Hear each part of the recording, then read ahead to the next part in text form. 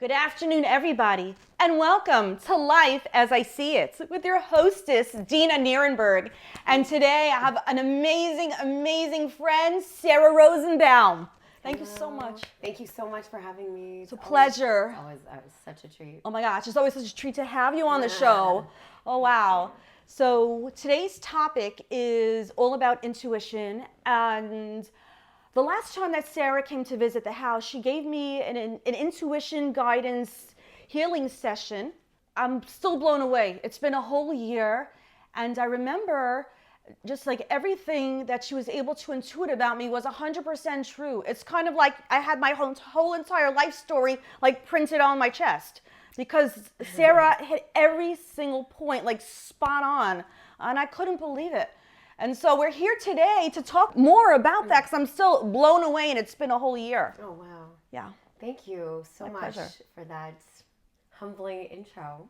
Would you like me to talk about in general what our session was like, or in general Let's first what talk I about our do? session. I don't mind. Okay. Yeah. Well, okay, so I don't remember the details Uh-huh. of the session, because it's not like, let's say in a traditional therapy session, right? You know, it'll start with the person being worked on, like, you know, doing the intake, right? Mm-hmm. So let's say if I was the practitioner and you were the client or whatever, then, you know, I would spend sessions, like hours, with you just telling me, okay, why are you here? Let's look into your past. Tell me about this. Tell me about that. And in the meantime, like, you're paying for that. I don't know. This is a personal trigger for me, honestly. I think that there's a lot of very, very helpful therapeutic modalities, for sure. Mm-hmm. But it was always difficult for me because, you know, I like self-improvement. I like growth. I like healing. I tried many different things to try them, you know, and I'm not just like obviously a practitioner, and I try to do healing myself. I'm happy to go to other very, you know, competent practitioners of many different modalities. I'm very, very much a fan of that, and learning about different types of things. And there have been many that I've tried that are, you know, very effective. But what bothers me is the ones where it takes many sessions just to kind of get the practitioner up to speed, and meanwhile you're paying for that time, and meanwhile you also don't even know if it's going to end up working for you, or even if the modality will work for you. You don't know if that particular practitioner will be a fit. So you know? Frustrating. I find it. Like, when are you finally going to get me? You're saying, you know, like you say to the practitioner, get me already. It's been almost like 80 sessions now. A little bit about me. Hopefully not that many, but yeah. Exactly. But what I discovered about Sarah's session is I actually did not have to say a word. Right. I actually did not have to say a word. And next thing I know, you're busy telling me stuff like, I recall this so clearly, that I used to suffer from terrible self-consciousness. I did. And that I'm way better now. I am. Yes. I'm not totally healed of self-consciousness, but I am like 85% better. But it's incredible that you were able to just feel my back and say, oh, wow, you used to suffer from a lot of self-consciousness. I'm like, how were you able to read me? It was the intuition that blew me away. And I've never forgotten it. And I've had a lot of different kinds of healers too. I've tried all kinds of Reiki, reflexology, terrible traditional therapy and all that, and TTR, we call it terrible traditional. and nothing's really helped me out at all. And then like last year, I was sitting on this very couch. I remember. And you know, and you said, how about, you know, an intuitive session? I'm like, oh, okay, why not? I said, I'm always willing to try the new thing. And so next thing I know, you're feeling my back, and you're saying, you used to suffer from terrible self-consciousness. You didn't you? But now it's like a fraction of what it was. And I'm like, oh my God, are you like a prophetess? You know, a Kabbalist? Oh my God. I honestly don't know exactly, because this isn't something, I never know what's going to come up, right? I'm not like in control of it. It's not that I like studied books and then I'm trying to like fit you into something that I learned already. Right. And that's what I love about it also. Yeah. It actually was friends of mine who started telling me that I had this. I actually didn't even know. Oh, really? Your friends told you? Yes. Oh, I love it. Yeah. Yes. It's such a cool talent. Oh my God. Oh, it was such a gift to them to tell me that you know, that I should look into this more. So what I started a few years back when they started telling me this, I did a few free sessions on some friends, a few like mini sessions or whatever, just to kind of test out, like, can I rely on the fact that things are going to come up, and I'm telling them things that are going to resonate with them. I wasn't sure at the beginning. A couple of friends told me, you know, and then I was like, okay, let's try this. And I kept on getting thank God, consistent positive feedback that it is resonating. Everything. And that things do come up. There's been, I mean, I can go into later. Yeah. Oh my gosh. Actually, can I go? You do I have time to 100%. go in this crazy story? Go, no, I was go, just go, sure. recalling this the other day that I was once doing a session on somebody remotely. By the way, I didn't know that I could do remote sessions, but one of the That's so cool. it's Unreal. amazing. Everything I learned from my clients as I was going, right? So one of my friends who I offered a free session to try it out, she really, really loved it. And she said, listen, I want to do a paid full session with you. I said, fine, great, And again, like you, I put my hands on her back and we did a whole session. And oh my gosh, she texted me the next morning and she sent me a link and she goes, I woke up with this song in my head. And I clicked on it and it was, I can see clearly now. Right. Like, you know what I'm saying? Right. And she's like, wow, it was so like whatever. I was like, oh my gosh, thank you. Then later, we were in I was in a different country a few months later, and she contacted me again. She said, listen, like I'm dating somebody and I'm really confused and I'd really love a session. Do you do remote sessions? And I was like, I don't know. This is still very new to me. This was like, so like maybe 6 years ago or something. And I said, look, how about we'll set up a time. If it works, then great. It will be a normal session. And if not, then obviously I'm not going to charge her or anything. There's nothing, She's like, okay, fine. So it turns out it worked. Wow. I was able, yeah. And then I was able Unreal. to tap into like what was going on in her relationship and what she was confused and to interpret. She was confused by certain things about him. So I didn't tap into him and tell her like, let's say, oh, he used to suffer from, like, I didn't go into him, but for the context of her, I'm able to do that. Let's say how it's going to affect her, because the truth is, it only helped him, right? He was very enthusiastic about her, and she was not sure about him because of very specific things. Right. So when she asked me we did a few sessions, and after a couple sessions, she goes, listen, do you think that maybe you could, do you think you could go into him and just explain, like, maybe what's going on with him, with this, what did he mean by this, where's he coming from? So I said, look, I'll see if I can do it just very specific, like to answer specific questions to her about how it affects her and their relationship, Whoa, wow, Yeah. wow. So when I first did it, I said, okay, let me see if I can just tap into it without going into his name, just like the guy she's dating, or whatever. Right, okay. And like nothing came up at all. I said, okay, listen, I don't want to like impose on your privacy or anything, right? So that's why I didn't want to really ask his name. Right. But I said, could you maybe just tell me his first name? Because it could be like anybody. For the sake of therapy, so on. Yeah. But like I didn't know him, right? So but I didn't know whether I knew him or not because I didn't know anything. Yeah. I didn't ask anything. So she told me his first name, and then I tried again to connect. Okay, first name, the guy she's dating, whatever. The context didn't help. Nothing came up. I said, okay, listen, if you're comfortable, do you mind just telling me his full name and I'll just see, And she wanted to know insights. So she gave me his full name, and right away, like the floodgates open. It was crazy. Wow. And I said, okay, I said a couple things. She goes, that's him. Yep, that's him. I said, oh my God. It was crazy. So also so just from her, I learned real. that I could do remote sessions.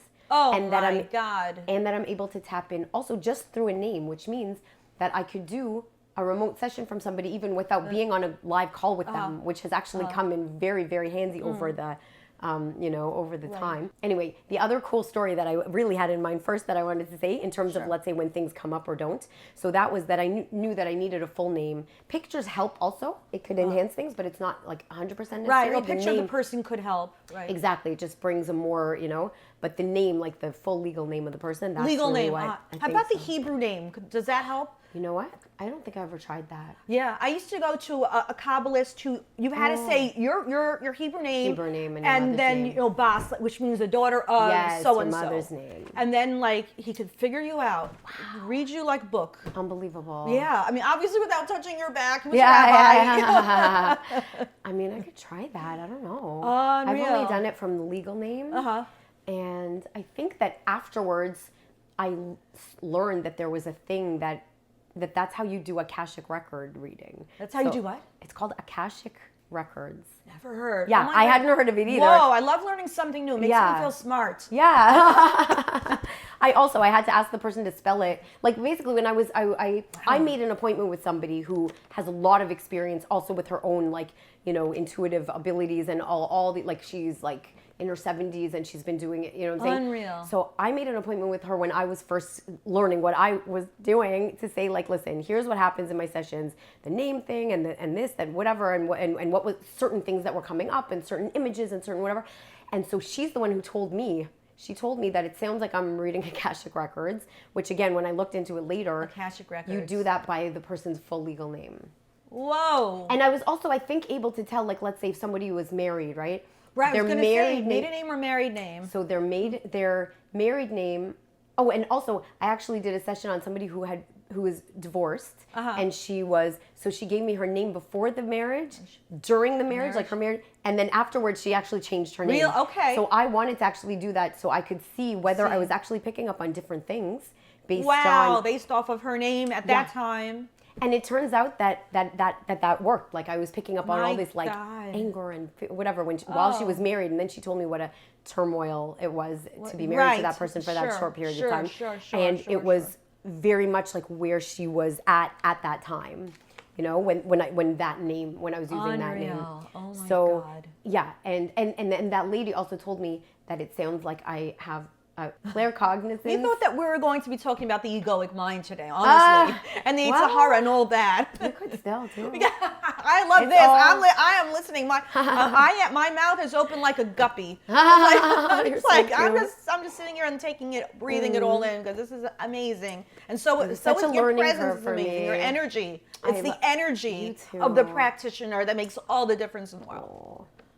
And you too, as a practitioner of different modalities, right? Yes. I teach a yoga and relaxation class. Mostly it's deep breathing and affirmations and some emotional freedom techniques. Oh yeah, you're very good that's at my that. thing. Yeah. Oh, I always pray to God for guidance before I start. And that is also the key. Yes. I also do that. That's key. I mean, you have to do that. Pray Everything first. is from God, that's for sure. You gotta like pray definitely, first. You gotta pray first. Because again, it's not my ideas. I'm not like intuiting, based on the way that you did this and this, I think that you have it as nothing. Like actually the truth is, for me, the key is to like try to just completely shut off the conscious mind, to shut off the logical and analytic mind. That's the way to do this because, and actually, especially at the beginning, something that I struggled with was when things would come up, like whether it was an image or like an idea or words or whatever, however it came up, sometimes like I would feel like filtering it. Something would come up and I'd want to tell the client or person, whatever that I was doing a session on, I was like, oh no, they're gonna think this and that, or oh, how can that be true, or whatever. Like my conscious mind perked up and was judging what was coming up. Oh, you know, wow, that was coming at the beginning. Getting in your way, like a terrorist. Yeah. Like I call it the inner terrorist. That's powerful. I call the mind, as we know it, the inner terrorist. Why? Because it's the henchman of the Yetzer Hara, or let's say this in English, the evil inclination. Yes. Which anybody who's religious in any way, shape, or form knows what the evil inclination is. It tries to get you to get away from your best self, tries to get you far away from your true self, who you're supposed to be, who God created you to be, and it makes you just behave in ways that you're not supposed to. And sabotage. And sabotages everything about you. It sabotages your health, sabotages your happiness, sabotages your intuition. Oh yeah. Which you have it in spades. Sabotages your inner peace. Success, your relationships. Everything, it destroys relationships. No, okay, so let's say you have a conscious thought in your head, like, this relative is such a pain in the butt. If you will start to believe it if this keeps coming up for you, and then you're going to want to stay far, far, far away from this relative.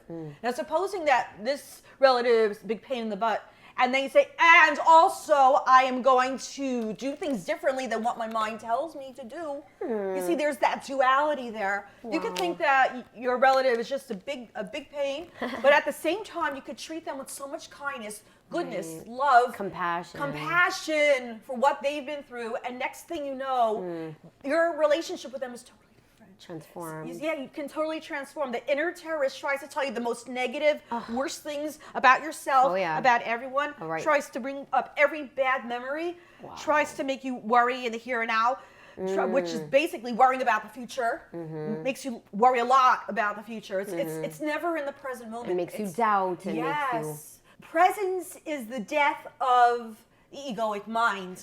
Wow. Because where there's presence, where you're fully with what you're doing, there's my no egoic mind, there's no That's space. unbelievable. Because Right. that fits in perfectly. That just gives me another, like, that's probably what was happening. Yeah, I was exactly. trying, like, to Precisely. concentrate, to be able to pick up what's going on. It's in the present moment, and in the, even though I was, let's say, able to tell what happened in the past or certain things, But whatever. It still came up for you in the present moment. Exactly. And then Precisely. that voice came in to say, oh, come on, like, how can that be true? Where'd you get that idea? What do you, because again, it's not my idea, and it was Egoic trying mind.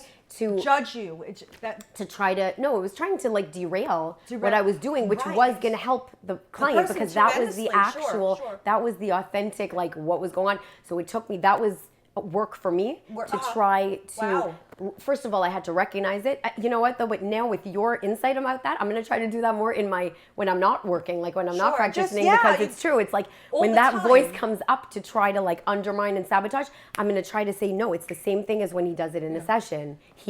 Whoever, like, Do know, the opposite thing. Like, let's say, like, no, just quiet it. Just to quiet. say, look, my job is to trust what came up for me in the present Right. moment and to deliver that to the client. Right. And then it's up to them to say whether it resonates or not. And usually it does. When And, I'm able to yeah, quiet that outer voice of doubting, oh, you Right. can't say all of that, or you can't say, or how can that, It's like, look, I'm here to just say what Comes came up, and then no judgments, just to, Yeah. And that actually helps people when they hear all this stuff and they just see that you're so kind and so loving and compassionate, and you say, oh my gosh, you did that, how in the world, but you're not saying stuff like that. You're just bringing it up and listening to them talk. And no, I don't listen to them talk. Oh, I'm sorry. I don't. It's not that I don't that's listen just to me. them. I talk too much. No, no, but- if they want to share, but I'm saying because I don't want them to tell me anything at all, nothing, just their name, let's say, or if they're in person, I don't even know if I need their name. I don't know, because I mean, I knew the people's names, obviously. Yeah, that I you was didn't doing like at the need beginning, like to know Dena Nierenberg or Dena Bronstein or Yes. whatever.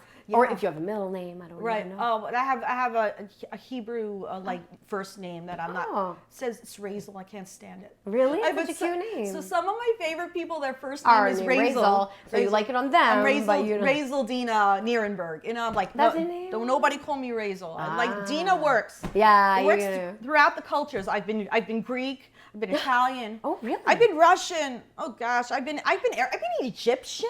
Dena is a name that's in all of those All cultures. all the cultures. No They're like, way. maybe you're Ukrainian. Ah, And I'm so like, yes. In this day and age in New York City, if they say, "Are you Greek?" Yeah, I'm Greek today. Sure, why not? You Italian? Yeah, Sure. why not? Why not? Why not? When they hear your name, Spazzero or when they- mangiare, yeah. Is it only when they hear your name?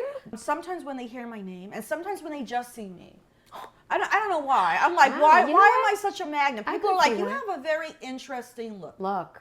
Yeah, you Are could you be. Greek? You must be Greek. Yep, I'm Greek. What's your name? Dena Giannacchi. I say with so much confidence. So- They're like, I'm going to introduce you. You're like, I'm married. Thanks, though.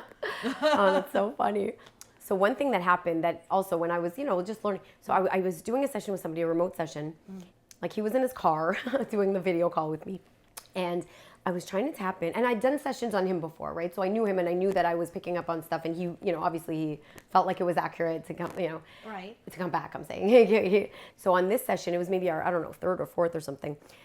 All of a sudden, I just, nothing was coming up, and I was like so confused, and I was like trying to like tap in and trying to look, and I looked, and I said to him, because sometimes like, I'll say to somebody, okay, can you sit up more? Can you move? Like, can I, do, Right. I don't know. Can you move your hair off your back? Like something, even if I'm not like touching them, certain things just, I so feel like, interesting. okay, I need you to do So that in much order to be able do to. with the back. It's so interesting. I don't know, just sometimes, but that was my first intro into this. This is how so that's what I connect back to if I'm right. If I need to like, okay, what's going on here?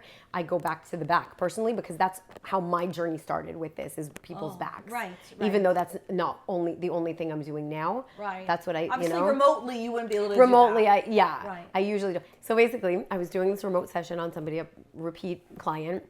He was in his car doing the video call, and I was trying to tap into him, and I couldn't, like, nothing was coming up. I didn't know what, so I was trying to, like, look and tune in and whatever was going on. And then I said to him, I'm like, do you mind, like, covering or turning around your, like, T-shirt or something? I don't know why. Oh, my God. He was wearing Wow. this T-shirt with some picture on it. I don't know what it was, but for some reason, something was telling me, like, I can't, like, I don't know. I just need to not see that picture. I don't know. So he either So covered it or turned it around. And then stuff started coming up. I did a whole session with him, blah, blah, blah, blah. And then he told me, because this is actually a person who also, similar to you maybe, I don't know, he did a lot of modalities. He did a lot of self-work, a lot.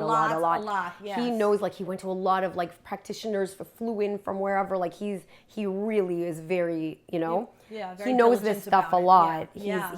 He has much more experience than me in terms of having practitioners, like different kind of modalities and everything. Right. So anyway, we did a whole session after he turned around his t-shirt or whatever. And at So the end of the interesting. session, he said to me that picture is some sort of symbol that I don't even remember which culture. I should ask him again. I asked him after, what's the name of it? I have to look it up. And I said, he said, this symbol is actually used in whatever ancient culture to protect. It's like an RFID like thing for your, I don't know, I don't want to say your soul, but whatever, your being, you know. It's like it protects people from being able to like scan you or whatever or read tell you. stuff to read you. Right. I said, are you serious? Oh my I said, God. What? I'm like, because it works. Like, I never heard of it, Uh-huh. and I could not read him when I was looking at it. You were looking at the symbol. And when it was, I'm telling you, and I asked him later to send me, I'm like, you please send me a picture of this and tell me what it's called, because I need, and I meant to, because I was so blown, I couldn't believe that happened, because I experienced it, so before I knew anything about it. Wow. So I should really remember, but I can't remember what it's called. Okay, it'll come but back we'll to look you it later up. on, I'll have to look it up. Once the cameras stop rolling, it'll come Yeah, back like, to oh you. yeah, wait a That's second, what happens. yeah. Yeah, We'll put it up on the screen when I find it. How about, okay? I find it so fascinating. I was It's so like- blown away, and especially because the way that I came, you know, I was like, I really learned everything as I was working, went right? along, Because yeah. I was asked to do sessions before I even knew what was the Unbelievable. and then with this also, like, so I think what he told me after is he actually wore it like on purpose. He already like believed me, because he wouldn't be paying for more sessions if he didn't, but he wanted to just check and see. Maybe he also wanted to check the symbol if it worked, or maybe I don't know, but like I couldn't believe that was anyway. So yeah. Yeah. You know what I love? One of the things I love so much about your session is that you actually don't have to talk. I actually, the client does not have to talk, not say a word. I could literally just sit here like a bug in a rug, and just, you know, and you do your intuitive magic, you know. I don't have to do anything. You could ask questions though. That's the thing. Like I did a session on someone the other day, and I said, look, do you want to just start with the general, which is what I usually like to do, right? It's like what is the most important thing now that your body or your being is telling you? That's what I like to do first. I don't even like them to ask me a question. If they want to have one question, it's fine. But in general, I like to start off with just a general session, which is like, okay, let's see what's coming up for you. What is, you know, sometimes people put time and effort or whatever into and prioritize things that are important, but maybe they're neglecting something that really their body or their being is kind of crying out for or saying is more important, or you're neglecting. Because that's often what happens. Like, let's say when somebody's back starts hurting so much they have no choice but to address it, or when something comes up, like that's what the body ends up doing when it needs attention on a certain issue or area. So it's like, if we can tap in and figure out what that is before it gets so bad that it's like, think of like a baby, right? They don't cry right away, I don't think. They maybe sometimes they'll, you know, make a soft noise or whatever, and then if they don't get the attention, then they'll start crying, because usually they put them in the other room and then whatever. So then it's like the body is like the same way. It starts with a nudge.